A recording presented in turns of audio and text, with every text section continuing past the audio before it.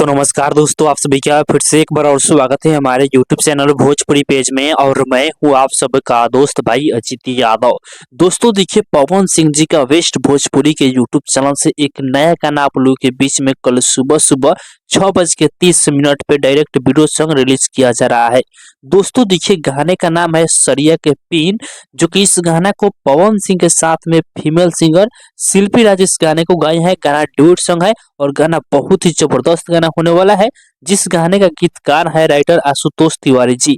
गाने में यदि म्यूजिक की बात किया जाए तो म्यूजिक बना है प्रियांशु सिंह, जो कि इस पवन सिंह के साथ में स्टारकास्ट में एक्ट्रेस नजर आएंगी ईशानी घोष। तो आप लोग कल सुबह 6:30 पर वेस्ट भोजपुरी के यूट्यूब चैनल पर तैयार है इस गाने को सुनने के लिए। गाना बहुत ही जबरदस्त गाना होने वाला है। तो बाकी दोस्तों फिलहाल का ही अपडेट है, आप लोग इसके बारे में क्या करना चाहते हैं कमेंट बॉक्स में बताइएगा। और इसी के साथ हम इस वीडियो को समाप्त करते हैं। अभी तक इस वीडियो को लाइक नहीं किया तो लाइक कर दीजिए, और इस चैनल पर पहली बार आए हैं तो सब्सक्राइब भी कर लीजिएगा, क्योंकि इस चैनल पर भोजपुरी इंडस्ट्री का हर एक अपडेट सबसे पहले आप सभी को देखने और सुनने को मिलेगा।